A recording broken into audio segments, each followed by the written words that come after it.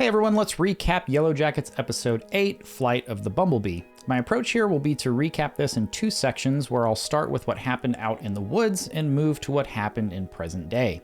I'm going to attempt to take each storyline that was served to us in broken up chunks and combine them together for a little bit more of a cohesive recap. Let me know in the comments if this approach works for you all. Okay, so let's just jump right into where we left off in Episode 7, where Van has just suffered a near fatal wolf attack. The girls appear to be attempting a cremation of Van by lighting her body on fire after assuming she died from the attack. Once it becomes evident that she's alive, the girls remove her from the fire, and we later see Thaisa and the others attempting to help Van back to the cabin.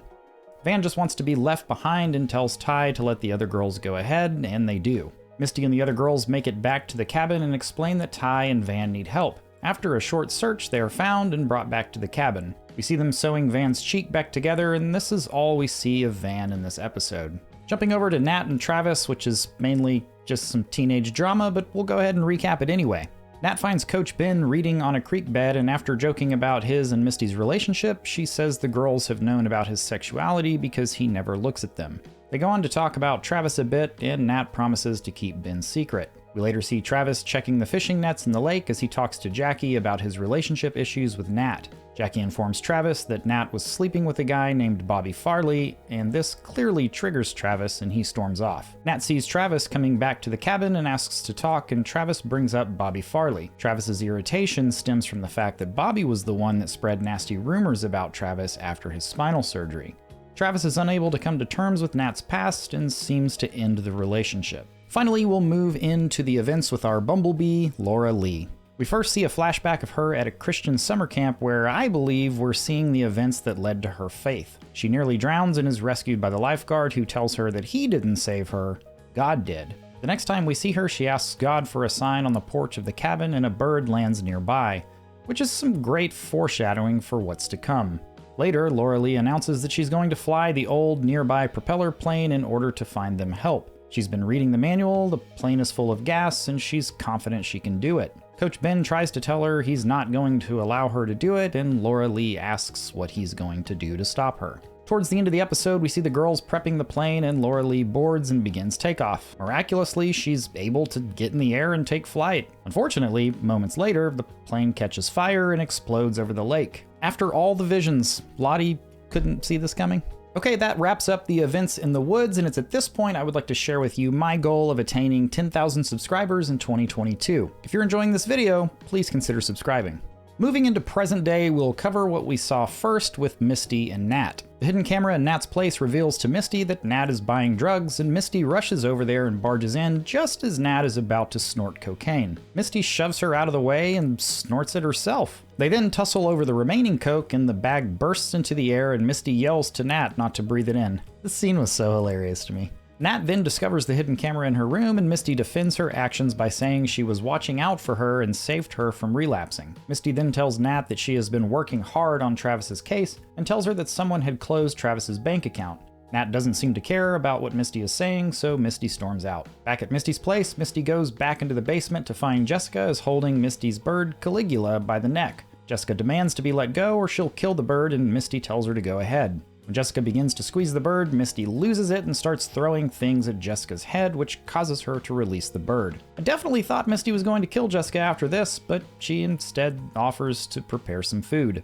Later, we see Nat going into a Narcotics Anonymous meeting and finding her old sponsor Susie, who is now a bank manager. They sit down for coffee, and Nat informs Susie that Travis was found dead and that it couldn't have been suicide. She needs to know who closed his bank account, and Susie refuses, but Nat informs her that she'll have to help or Nat will tell the bank about their past habits of selling customer information to identity thieves.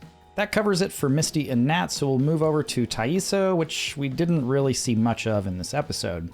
She first swings by Shauna's place and says she's been sleepwalking again. Thaisa mentions the dog is missing and must have been let out the back gate during one of her episodes, but I'm pretty sure she probably ate that thing. Thaisa goes on to say that she's afraid to go to sleep because she doesn't know how bad it's going to get. Shauna offers to let Ty stay at her place for the night. During the sleepover, Shauna tells Ty about her affair, and Ty says she understands having someone that makes her feel that way, and while Simone doesn't do that for her, she still appreciates what they have together.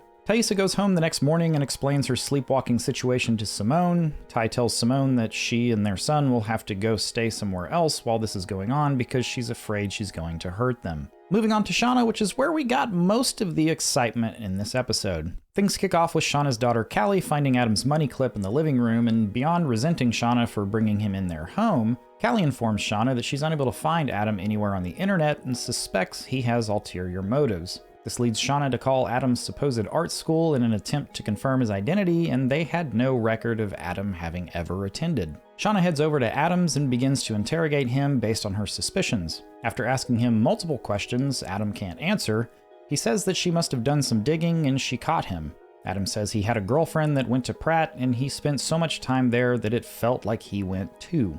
Shauna continues to dig and asks about his childhood, where he went to high school, if he had any siblings, and he has answers for everything. Shauna still seems suspicious, and Adam says the college thing was the only lie and asks her to go away with him to a cabin in the woods so she can learn more about him. We later see Shauna beginning to pack for this cabin trip, and she finds glitter in the bottom of her closet where Adam had just recently hid from Jeff. This would indicate that Adam might be the man they were chasing recently who picked up the hush money in the previous episode. Shauna opens her safe, finds it is empty, and appears to have mounting concern. She heads back to Adam's place and asks who he really is, and that's a wrap for the recap. Okay, let's move into my theories for what's to come. With only a couple episodes left, I'm finding it hard to believe that we're going to see a complete loss of humanity out in the woods. We all know the show was approved for 2 seasons, so we may not get into total madness just yet. That said, the teaser for next week does seem to indicate that we're about to get into some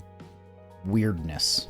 On to one of the big questions of the show for me, and that is, who was the girl running through the woods in the opening scene and ends up falling into the spike pit?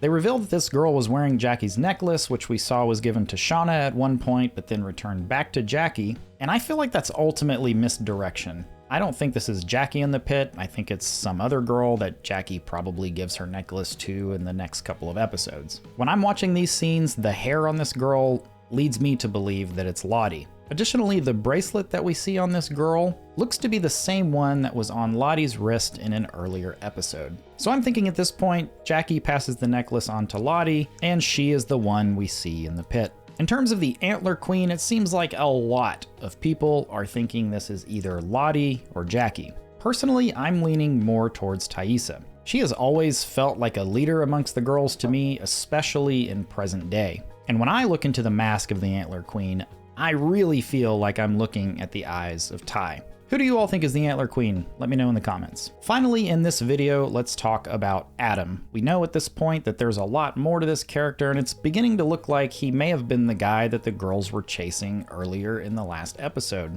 That said, I don't know that I'm sold that it's actually him. I'm feeling like it's possible that Shauna's husband, Jeff, is somehow involved in this whole thing. And maybe he was the one that brought glitter into the closet. If it was Adam, that definitely leads us to question who he really is. And all I can come up with is Travis's little brother, Javi. It seems like Shauna would recognize him, but I suppose I can see this being a likely possibility. What do you all think? All right, that does it for me on this episode. I will see you all after the next one.